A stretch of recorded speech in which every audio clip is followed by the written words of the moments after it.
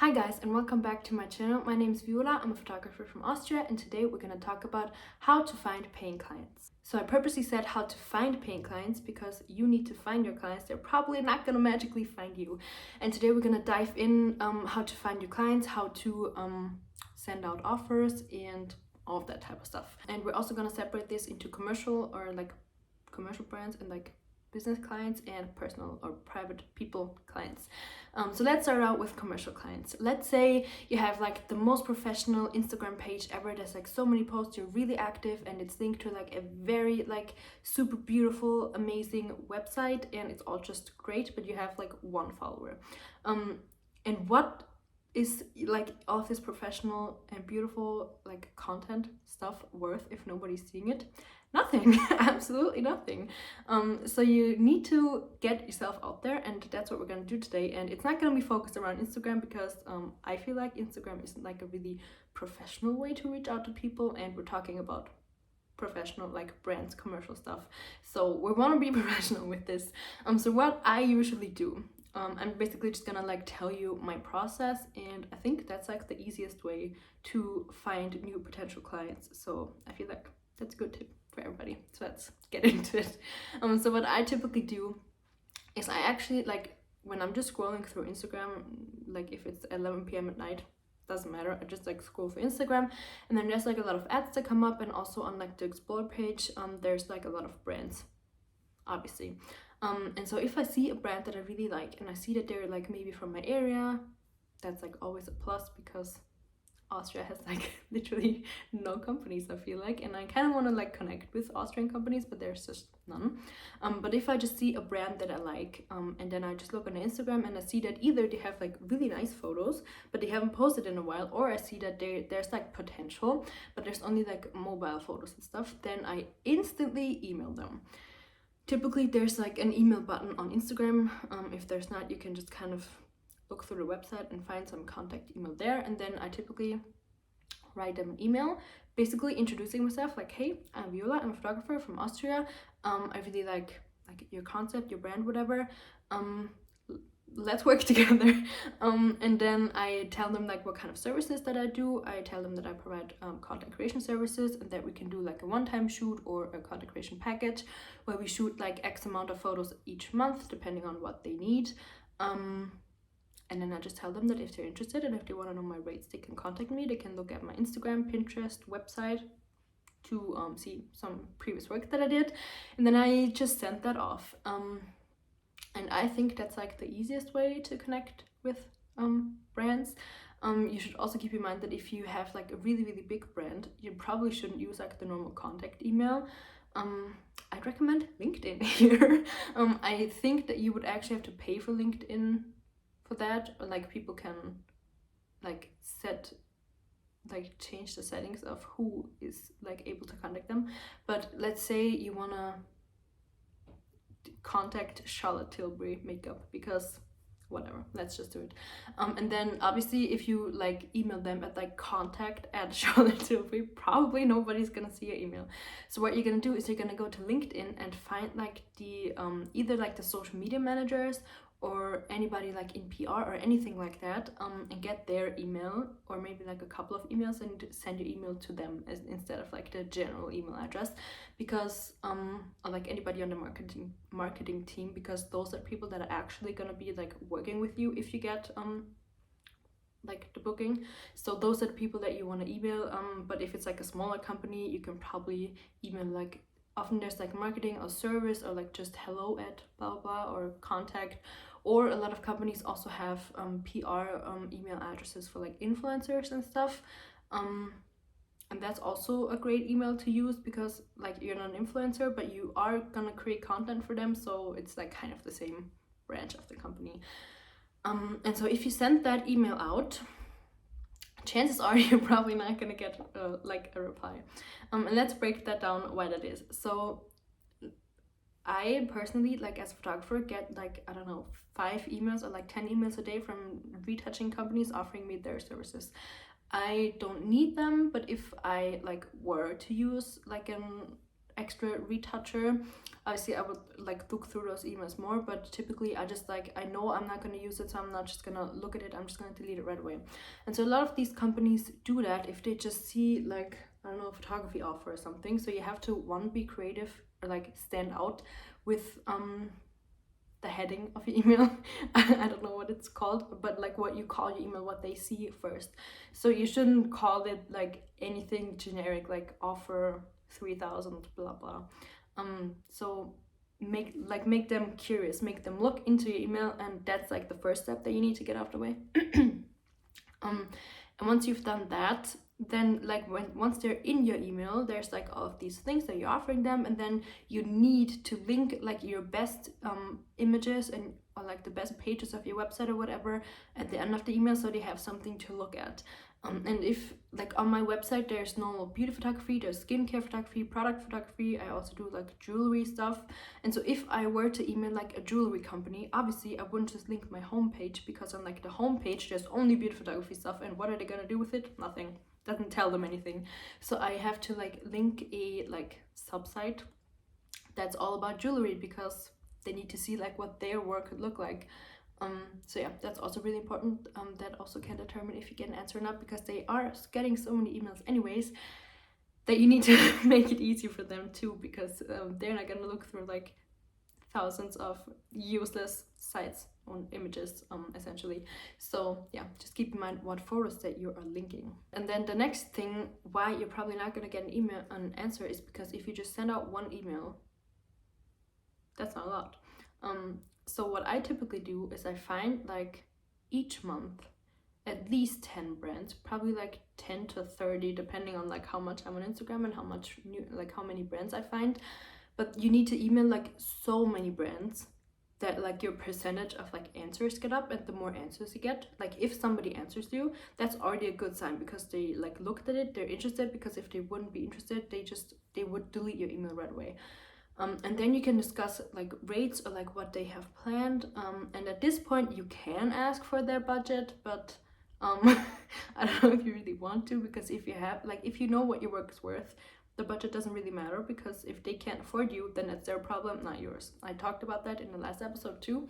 So yeah, you can ask for a budget if you want to like, let's say you offer them either like 30 images a month or 60 images per month. Obviously then you can ask for a budget, because if their budget like fits the 30 images but doesn't fit the 60 images, you're probably not gonna like offer them the 60 images anyways, and they're just gonna stick with the 30. But yeah, so after you've like had some email contact and you discussed like rates and everything, it also doesn't mean that you're gonna get like a booking right away, because sometimes there's other stuff that happens in the company. Maybe they have like more photographers they're in contact with, maybe you don't fit their budget, whatever. But if you don't get like an actual booking answer within like a week or two, email them again and ask if they've had time to look through your offer yet. Ask them if you can like help them make the decision, or like if they need any additional information, just like send out an email telling them that you're like there to help them and that they can reach out to you too. And typically you're gonna get either that like the budget is too small, or they're gonna tell you like, oh, we need a little bit more time, or oh, great that you're emailing me, I had so much to do, I was so busy, didn't have time yet. So yeah, just keep in contact with them, and basically that's how you can find your clients. Paying clients, I might add. It's more work, like it sounds like it's more work than it actually is, but you just need to be kind of like more attentive when looking through Instagram or maybe even TikTok or Pinterest. There's literally so many brands that come up, and in my like niche in beauty photography, I'm interested in, as I said, jewelry, skincare, and beauty, like makeup stuff, or product photography, which like goes along with all those three. And so if I keep searching for brands in that like niche, obviously Instagram is gonna show me more brands in that niche, and I can like find more brands more quickly, because Instagram knows like I'm interested in them. And they might even like just show me like ads of those brands, but if I see that like an ad has like a terrible photo, obviously I'm gonna email the company and like offer them my services, because if I think the company is like has potential, like it's cool, like their products are nice, why would I like not offer them my services, you know? So you need to be like kind of smart about approaching the company, or like which companies that you're approaching. And you can also totally add why you emailed that company into the email. Like, you can totally say, I saw your ad and I think that your brand has potential. No, that sounds wrong. I think, like, you get what I mean, but like the products could be photographed better, or like this ad could look this and this. And you could also, that's like a bonus point, you could also, if you see like an ad and you have a photo that's like kind of similar to it, switch that photo out for your photo and send them kind of, this is what your ad could look like with my work, as opposed to like the not so great photo that you have right now. And I guarantee you they're gonna answer on that email. I can't guarantee that they're gonna book you, because maybe there's a reason they don't have like high quality photos, you know. But yeah, so that's also like a big thing. That's like with skincare photography, that's super easy, because most skincare brands have like serums and creams and stuff, and so I can literally send them like any of my like skin close-ups with creams on them and be like, this is what your product could look like. So yeah, that's like another bonus tip that you could do. So let's get into kind of part 2 of today's episode, which is private clients. I'm gonna call them private clients, but I mean just like everyday people, kind of like people that don't have like a company, that just want like nice photos for themselves. And for this, I'm gonna use my FIAM Love Stories page as an example, because obviously there I'm targeting exactly those type of people: couples, weddings, portraits, all of that. And so what you want to do, probably if you're like a photographer starting out, you've posted portraits, couple photos, whatever, on your Instagram, and people are asking you to shoot with you, but they probably don't want to pay because they just don't know. That's also another thing. A lot of like people don't know like how much work photography is, and they think that it's just clicking a button, because they don't like know. And so you can't like get offended all the time, because people just don't know. And so maybe you're just gonna like have to explain to them. Or what you could also do, what's also like a great content idea, is just show like on your stories or reels or whatever, a lot of behind the scenes, like everything that goes into driving to shooting, selecting the images, editing them, showing like before and afters and all of that, so people kind of get an idea of what you're doing.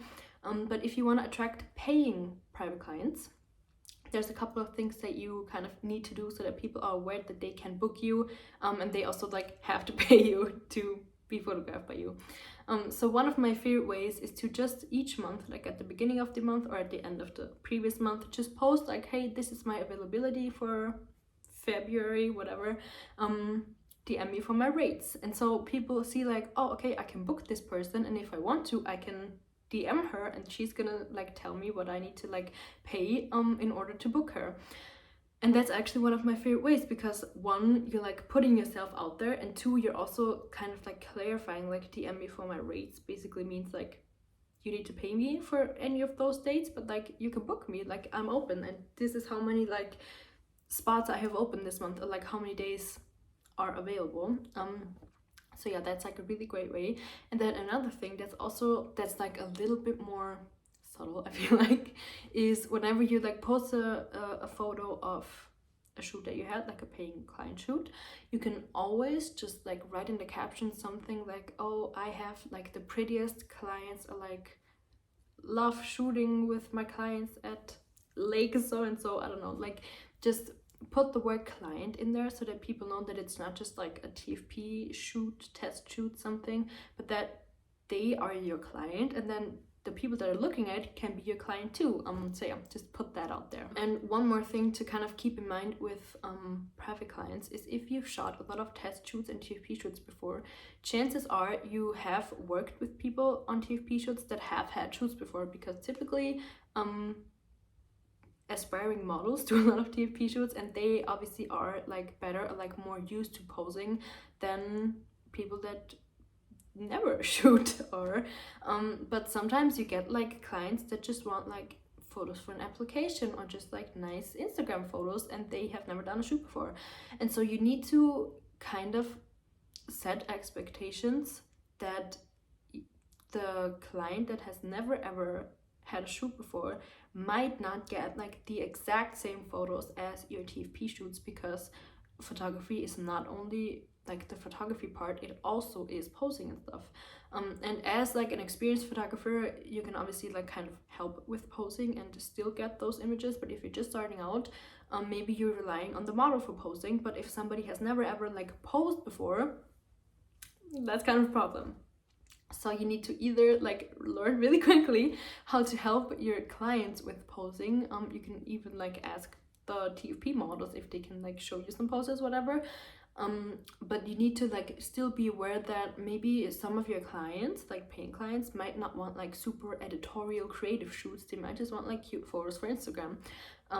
So if you only want to shoot like creative stuff, you're probably gonna need to contact brands instead of private clients, because private clients don't always want like huge editorials, but brands might. So yeah, you just need to kind of be aware of what type of photos you're creating and who you want to attract with those photos.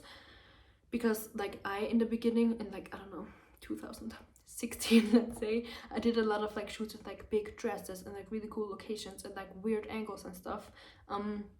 But my clients probably wouldn't want that. And in the exact same year, or like month or whatever, I shot clients that had just like, you know, like the cute like hi these kind of pictures, and I was able to do both because it was just like a different style of photography. But if you only want to do one of those styles, then you need to communicate that, or think about what type of people or brands you want to attract with your photos. Alright, so that's everything that I have for today's episode. I hope you enjoyed it. Don't forget to subscribe down below if you haven't already, and don't forget to like this video so I know that you enjoyed these kind of talky podcast videos. And if you have any suggestions on future topics, I've mentioned in the last one that I might do one about pricing and oversaturated markets and stuff. So if you're interested in that, please let me know. And yeah, I hope you enjoyed this one, and I hope to see you in the next one. Bye!